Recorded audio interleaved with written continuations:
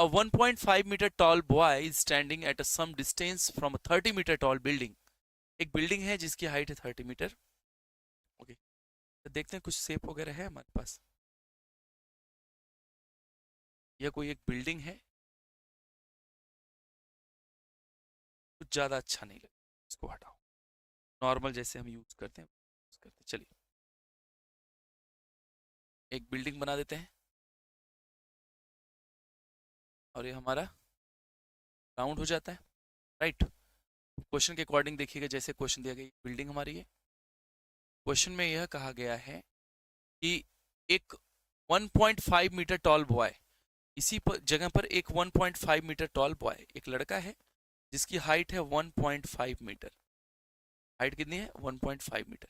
Right, तो अब जाहिर सी बात है एंगल ऑफ एलिवेशन फॉर्म होगा आंखों से. क्या कहा गया था? अपनी आंख के पैरेलल एक लाइन ड्रॉ करिए, इसको हॉरिजॉन्टल लाइन कहेंगे. Horizontal line is always parallel to the ground. और जब आप अपनी आंखों से किसी ऑब्जेक्ट को देखते हो लाइक दिस, तो जो एक इमेजिनरी लाइन कंस्ट्रक्ट होता है, इमेजिनरी आंख से सीधे उस ऑब्जेक्ट तक, इसी को कहते हैं लाइन ऑफ साइट. तो हॉरिजॉन्टल लाइन और लाइन ऑफ साइट के बीच में जो एंगल फॉर्म होता है उसे एंगल ऑफ एलिवेशन कहते हैं, अगर ऑब्जेक्ट ऊपर है तो. अगर नीचे है तो एंगल ऑफ डिप्रेशन कहते हैं. ये बातें बताई जा चुकी. तो जब 1.5 मीटर हाइट से स्टार्ट करेंगे तो ये पूरा चेंज हो जाएगा और हमारा क्वेश्चन यहां से स्टार्ट होगा. कहां से भाई? हमारा क्वेश्चन स्टार्ट होगा 1.5 मीटर की हाइट यहाँ. ठीक है, इसे अब बॉटम हम छोड़ देंगे, हमारा क्वेश्चन यहां से स्टार्ट होगा. तो कुछ पॉइंट्स के नेम बना देते हैं. A B is the height of the boy, C D is height of the building. Right, अब इस बिल्डिंग की टोटल हाइट है 30 मीटर, लेकिन इस बच्चे की हाइट 1.5 मीटर यहाँ है, तो यह भी 1.5 मीटर हो जाएगा. तो जो रिमेनिंग पार्ट होगा, रिमेनिंग हाइट, यह 30 माइनस 1.5 हो जाएगा, क्योंकि टोटल 30 है, नीचे से 1.5 मीटर कट हो गया. कट इन द सेंस हमारा लाइन ऑफ साइट और एंगल, जो हमारा हॉरिजॉन्टल लाइन है और लाइन ऑफ साइट फ्रेम हो रहा है, वो तो 1.5 मीटर एबव से फ्रेम होगा. तो नीचे 1.5 मीटर हमें स्किप करना पड़ेगा, कट आउट करना पड़ेगा. तो हमें मिलेगा 28.5. यस और नो? तो जब हमें 28.5 हाइट मिल गया टावर का, अब एक्चुअली टावर की हाइट 30 है, लेकिन बच्चे की वजह से 28.5 हो गया. तो जो हमें एंगल बनेगा यहां से देखिएगा, अब यह जो एंगल हमारा फॉर्म हुआ इस केस में, क्योंकि यह वाला पार्ट तो हमें नहीं लेना है, यह पार्ट तो हमें नहीं कंसीडर करना है ना, तो हमें सिर्फ अब एक ट्रायंगल कंसीडर करना है, ए सी ई. हमें कौन सा ट्रायंगल लेना है? A C E. Angle of elevation it is given. The angle of elevation from his eye to the top of the building increases from 30 degree to 60 degree. पहले कितना था? 30 डिग्री. यहां पर कितना था?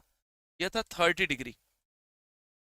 Right, and it is increases as he walk towards the building. यह बढ़ करके 60 होता है जब बच्चा बिल्डिंग की तरफ बढ़ता है. तो मान लेते हैं बच्चा जो बढ़ करके यहां आ गया, और इस पॉइंट का नेम रख देते हैं, ई के बाद एम रख देते हैं, और यहां ज्वाइन करते हैं सी से इसको. तो इस केस में जो एंगल फॉर्म होगा, यह एंगल बन रहा है 60 डिग्री. राइट, हमारा फिगर कुछ ऐसा होगा. तो अगर मैं इसको कट करके बाहर एक फ्रेश ट्रायंगल आपको दिखाऊं, देखिए एक ट्रायंगल, इसका हाइट है 28.5 मीटर, कुछ दूरी पर एक पॉइंट है, यहां से एंगल फॉर्म हो रहा है 30 डिग्री, और थोड़ा और चलने पर जब इसके पास आते हैं तो एंगल फॉर्म होता है 60 डिग्री. राइट, अब यह पॉइंट का नेम लिख लो, सी ई ए एम. राइट, अब क्वेश्चन यह है, find the distance he walk towards the building. आपको क्या बताना है पूरे क्वेश्चन में? ए एम बताना है, ए एम. राइट, तो ए एम को मान लेते हैं x और एम ई को मान लेते हैं y. राइट, यह क्वेश्चन हो गया. अब देख लो फिगर एक बार, देखो फिगर एक बार मैं फिर समझाता हूँ. पूरे बिल्डिंग की हाइट 30, एरर कहाँ होता है? 30 को 28.5 कैसे कहा गया? 1.5 को माइनस किया गया. राइट, और क्या देखेंगे? और यह देखेंगे कि जैसे ही वह बच्चा मूव कर रहा है टूवर्ड्स द बिल्डिंग, जाहिर सी बात है अगर आप किसी ऑब्जेक्ट को देखते हुए आप उसी की तरफ बढ़ेंगे तो अपने आप आपका गर्दन ऊंचा होता चला जाएगा, है ना. जैसे किसी बिल्डिंग को बहुत दूर से देखेंगे तो बिना गर्दन ऊंचा किए भी देख सकते हैं, लेकिन अगर उसके बॉटम आकर उसके फुट के पास देंगे तो गर्दन ऐसे ऊंचा करना पड़ेगा, टोपी गिर जाए आपकी, है ना. तो कहने का मतलब जितना क्लोज होंगे towards the building, towards the object, angle of elevation increase करता चला जाएगा, राइट। तो यहां हमारा मेन फिगर जो अलग से मैंने बनाया, इसी की हेल्प से हम पूरा क्वेश्चन आगे करेंगे। चलिए, तो अब हमें पहला ट्रायंगल यूज करना है, triangle CEM। In triangle CEM क्या हो जाएगा, tan, क्यों tan लगाया जा रहा है, क्योंकि हमें परपेंडिकुलर और बेस में रिलेशन बता, right. tan 60 is equal to perpendicular by base, किसने बताया था? यह बात बहुत पहले पंडित बद्री प्रसाद जी, एक हमारे कैरेक्टर है, हमारे मीन्स हम सबके, ऐसा नहीं कोई मैथमेटिशियन थे, उन्होंने कहा पंडित बद्री प्रसाद हर हर भोले, ऐसे याद आ रहा है। तो वहां से P by B tan 60 is equal to perpendicular upon base. तो परपेंडिकुलर कितना है CE, बेस कितना है ME। tan 60 की वैल्यू होती है √3, CE is given 28.5 upon ME कितना हमने माना है Y, क्रॉस मल्टीप्लाई करेंगे तो Y चला जाएगा यहाँ 28.35 अपॉन √3 आ जाएगा। ये हमारा वैल्यू है फॉर Y, इक्वेशन 1 बन गया। चलिए, अब हम पूरे बड़े ट्रायंगल में बात करें, क्लास 10th CAE में। नाउ इन ट्रायंगल CAE क्या देखेंगे, tan 30 equal to, again perpendicular by base, perpendicular is CE but base is AE। Value रखते हैं, tan 30 is 1 by √3, CE 28.5 upon AE। ध्यान से देखेंगे तो AE will be x plus y, कोई बच्चा सिर्फ x नहीं लिखेगा, x प्लस वाई। यहां से क्रॉस मल्टीप्लाई करेंगे, x plus y into 1 becomes x plus y equal to 28.5 √3, right. Now we are going to substitute the value of y। y की वैल्यू कितनी है, x plus 28.5 upon √3 equal to 28.5 under √3, ठीक है, ये हो गया रूट। अब ये बेसिक कैलकुलेशन यहां होना है, अब आप चाहो तो खुद से भी कर सकते हो या फिर मेरे तरीके से भी कर सकते हो, जैसे मैं इसको थोड़ा और स्क्रॉल कर देता हूं। यह हो जाएगा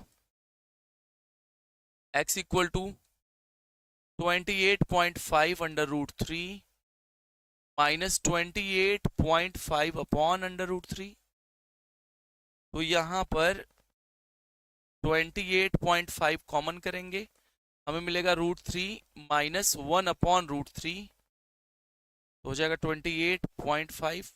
सॉल्व करेंगे, √3 इंटू √3 बिकम्स 3 माइनस 1 अपॉन √3, हो जाएगा 2 टाइम्स ऑफ 28 इंटू 5.5, तो 2 से मल्टीप्लाई करेंगे, 2 5 जा 10, 0 हो जाएगा, 2 8 जा 16, 1 17, 2 2 जा 4, 1 5 अपॉन √3, हो जाएगा 57 √3। तो मल्टीप्लाई करेंगे √3 का न्यूमरेटर डिनोमिनेटर में, और फर्दर हो जाएगा। अच्छा, आप ये खुद से करेंगे, इसमें कोई मेरा ये नहीं कि मैं ऐसे कर रहा हूँ सर, आप इट्स योर चॉइस ना कि आप कैसे कैलकुलेशन करते। तो ये अपॉन में आ जाएगा √3, सिर्फ 3 आएगा, क्यों, क्योंकि √3 से मल्टीप्लाई कर रहे हैं। तो जाएगा 3 1 जा 3, 3 9 जा 27 √3, इतना आएगा 19 √3 मीटर, है ना। यह एक कैलकुलेशन का पार्ट है, 19 √3। अगर √3 की वैल्यू बाई चांस क्वेश्चन में दी गई है तो आप √3 की वैल्यू रखेंगे, नहीं दिया गया तो नहीं, वैसे दिया नहीं। फिर से पूरा क्वेश्चन समझ लीजिए, क्वेश्चन का सिनेरियो क्या है। क्वेश्चन में एक बिल्डिंग है जिसकी हाइट 30 मीटर है, उससे कुछ दूरी पर एक बच्चा खड़ा है, बच्चे की भी हाइट दी गई। याद रखना, जब बच्चे की हाइट हो या कोई पेडेस्टल हो, चबूतरा जिस पर कोई मूर्ति रखी जाती है, तो आप उस पार्ट को लेफ्ट करके कैलकुलेशन शुरू करेंगे ना, वह हाइट माइनस करना पड़ता है।